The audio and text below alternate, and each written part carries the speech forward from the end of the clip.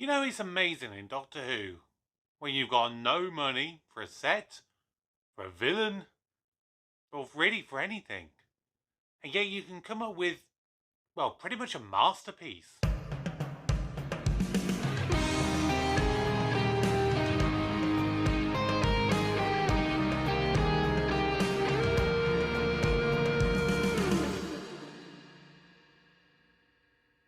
Hello everybody, welcome back to the channel. My name is Kevin, I'm a geek. You are watching Kevin the Geek.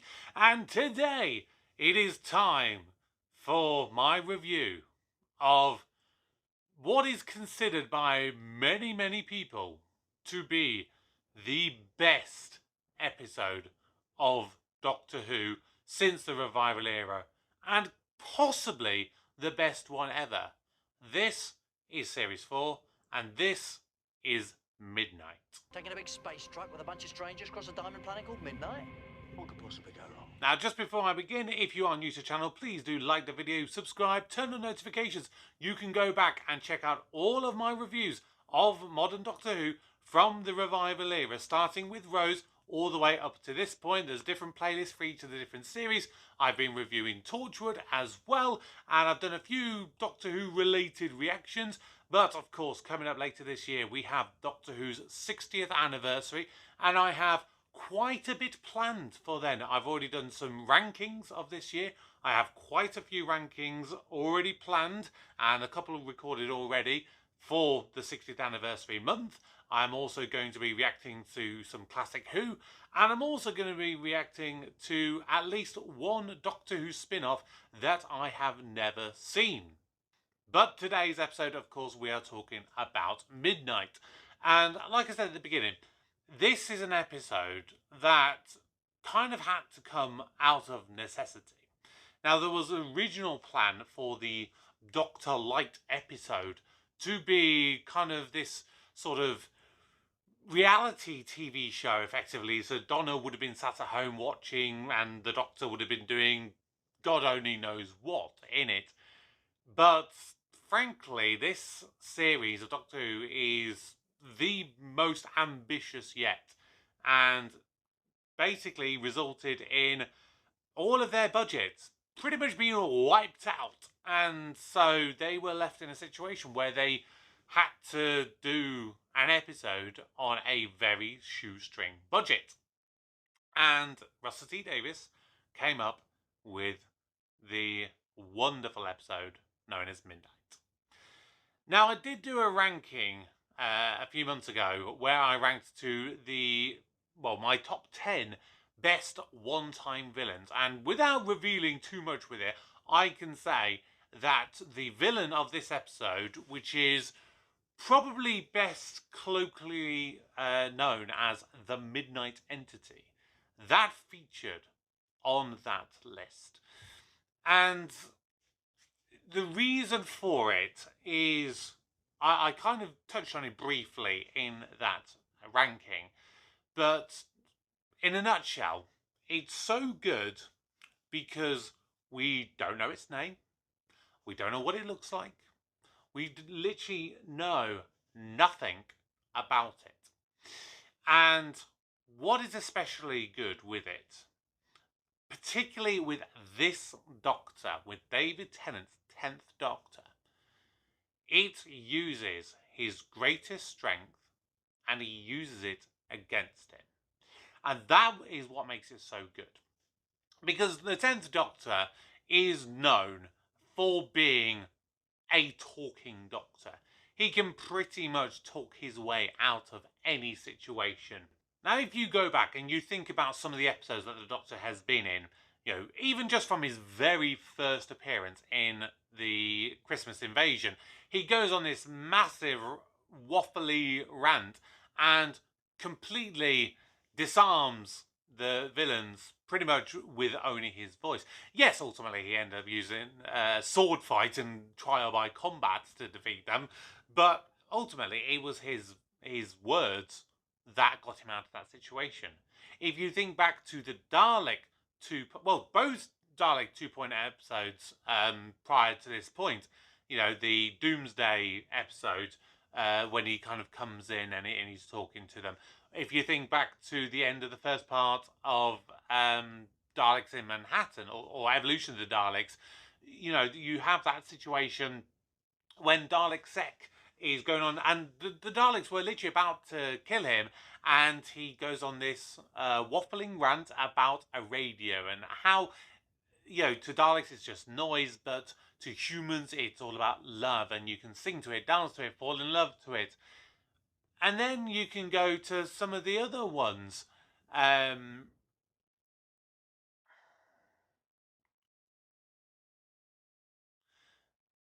Then you can go to, for example, the Sontaran two-parter from this series. You know, when he's talking to them over the intercom, you know, he's very clever with his words to make them take the TARDIS out of the main control room to put it somewhere else, so that he's able to then use, you know, them moving it, which makes him think that they are the ones in control. By him doing that, it puts him in control, because the TARDIS is therefore where he wants it to be, to allow Donna to get to where she needs to be in order for Doctor to be able to get the teleports working and get the TARDIS back. So he's very good at using his words. But here in this episode, the Midnight Entity, and that's what I'm going to refer to it as, it uses his words against him. Now, the setup for this episode is fantastic, because ultimately, when you have a story with a number of supporting casts, a lot of the time, the exposition to introduce those supporting characters can be very boring, can be very clunky, but here, it actually worked really, really well. And it was only 10 minutes into the episode when the action actually sort of kicked in and started happening. And those 10 minutes, in a normal sense, should feel quite boring and dull. You know, it's basically the Doctor speaking to a few people and they're telling him about his life story. But in those very few short minutes, you got a sense of who exactly each one of these individual characters are. You've got the mum and the dad, you know, and you get a sense of how they are as characters. Then you've got the sullen teenager. You've got the professor, who's of course a bit of a boffin, and you've got the who is it? Dee Dee, I think it is, who's the, you know, the sort of apprentice to the professor, and you get enough of a sense about her to know that she's very clever, but she's, you know, kind of being put down and overshadowed by the professor, you know, through his title and his, you know, his reputation. But she is enough of deserving of, you know, just as much adulation as he is, to be honest, you know, with what she's doing. And then you get enough of the sense of the hostess and Sky before she, of course, gets possessed. Even to be perfectly honest, even the driver and the mechanic, Clive, you know, you get a sense of who they are. And that is very, very clever writing, to have a situation that in less than 10 minutes, you know exactly who each of these characters are. And then, of course, carnage unfolds. Now, the set for this episode is perfect. They had to do something that was single-use set, that they couldn't go off on there, but they couldn't go off and do big, massive CGI planets and big CGI monsters, because they didn't have the budget for it. But what they did was Russell T Davies wrote an episode that was claustrophobic, that was tense, was scary, and because of the fact you couldn't go anywhere, this was effectively, for the most part, an episode in real time. Kind of similar to 42, which was another episode in, you know, sort of in real time. But that one, what felt really long when you were watching it. It felt a long 42 minutes. In this one, approximately, I think it was about half an hour. Because you had the first 10 minutes that was kind of jumping around a bit. Then you had the main bulk of the action. Then you had the time jump to, you know, after, you know, the kind of conclusion happened.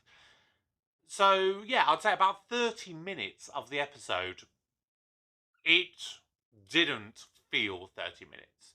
It just went by in a flash. And it was just amazing. This whole episode, if there was one weak link, it wouldn't have worked. All the characters, and I'm talking the sort of the 5 supporting characters, we'll take Sky aside for this moment. Those 5 supporting, well, actually no, it's 6. It's 6 actually, because you've got the three of them, which is the family. Then you've got the hostess, the professor, and Dee Dee. Yes, so 6 of them. Those 6, if you hadn't had as good of an introduction to them, then you wouldn't have felt anything for them when the hysteria comes in. Now, if you had to define this episode into any kind of category, the best one I could think you could put it into would be psychological thriller. And it's very apt that, like I said, it uses the Doctor's greatest strength of him being able to talk his way out of a situation by putting him in a situation that actually his greatest strength is now his biggest weakness. Because the hysteria and the mob mentality that occurs within this episode means that the Doctor is not able to talk to them in the way that he would normally. And of course, through Sky constantly, well, initially repeating, but then, at the point that it's dead, in time, it puts a very different reflective spin, and it causes the Doctor to kind of use words that he probably wouldn't normally use. He's very, very precise usually in the words that he chooses. But because he's so unnerved, because he's so flustered, he ends up, kind of going away from his usual means of doing it. That moment when he bursts out to them. He went into that panel and opened up the wiring. That was after. But how did you know what to do? Because I'm clever.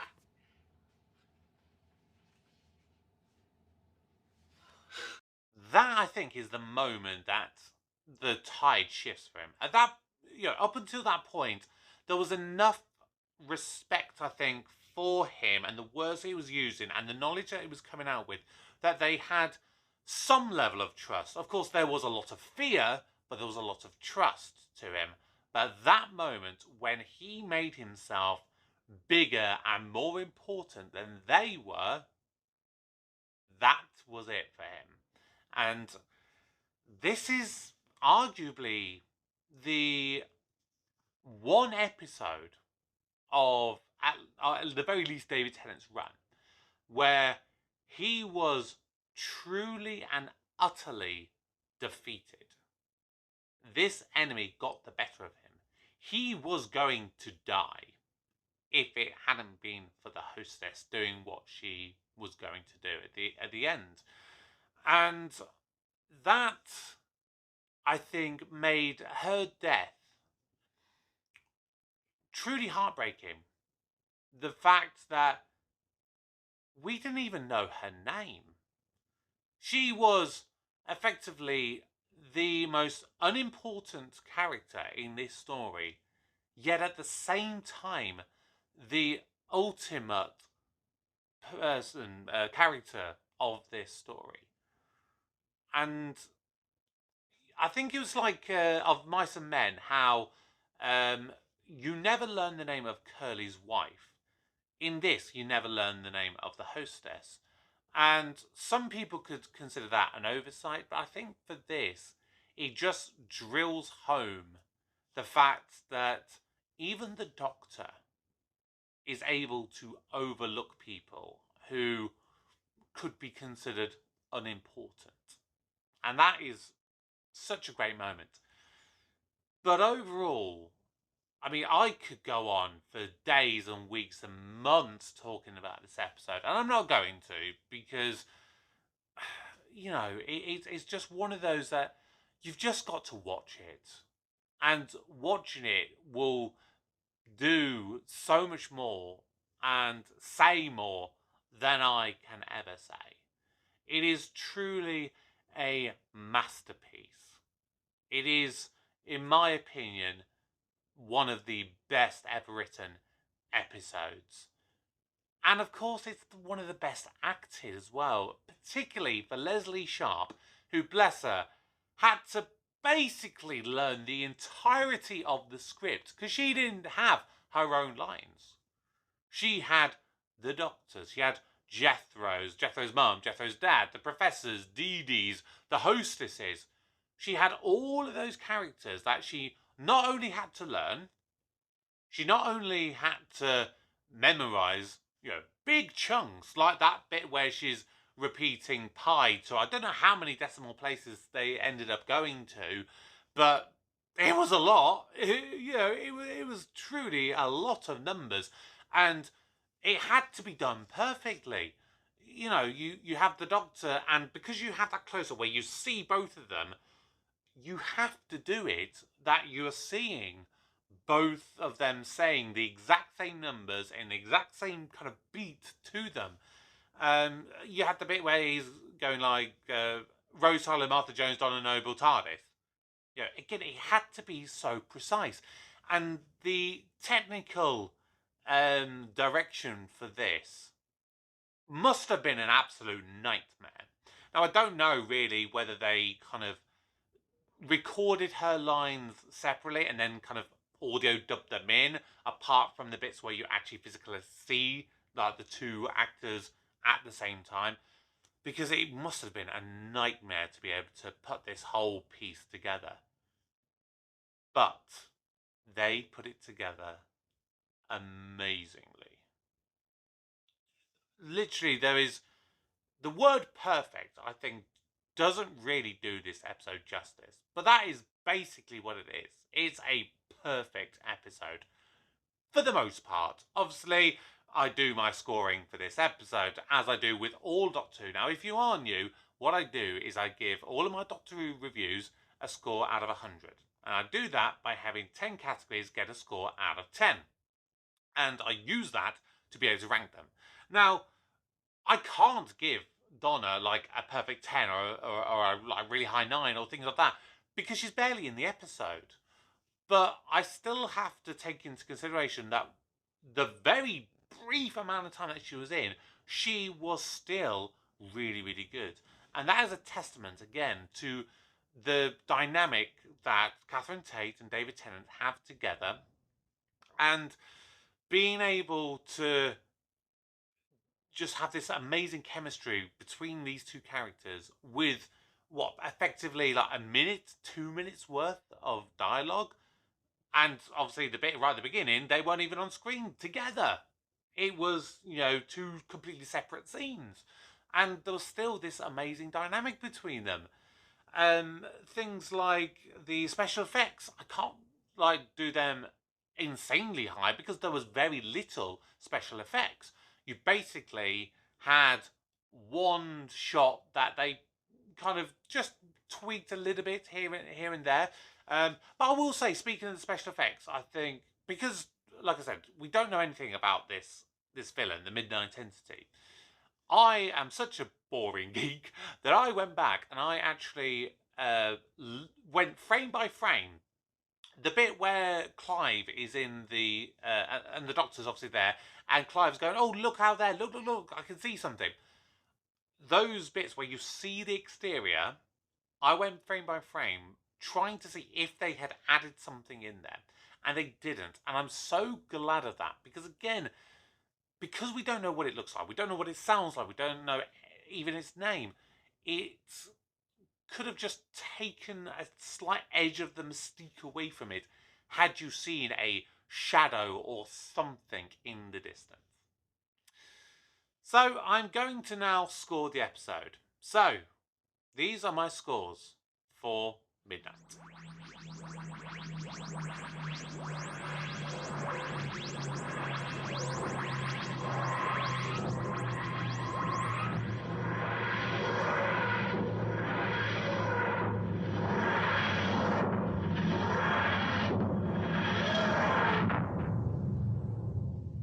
So, Midnight is pretty much as close to perfect as you can get.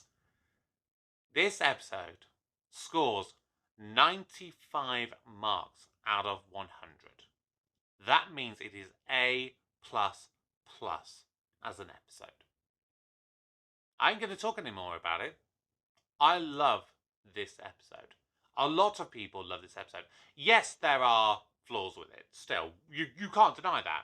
You know, I don't think I'm ever going to give anything a perfect score. But this is as close to perfect as you can probably get. What are your thoughts to Midnight? Remember, if you are new to the channel, please do subscribe. I recently hit 500 subscribers. So, from the bottom of both of my Time Lord hearts, I love each and every one of you who has joined me watching all of my reviews, watching my reactions, watching my video game streams last year.